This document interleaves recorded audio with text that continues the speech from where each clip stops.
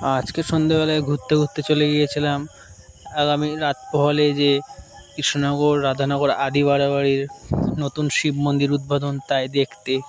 তো গিয়েই দেখে নিলাম কি সুন্দর করে সাজানো হয়েছে মন্দিরটিকে।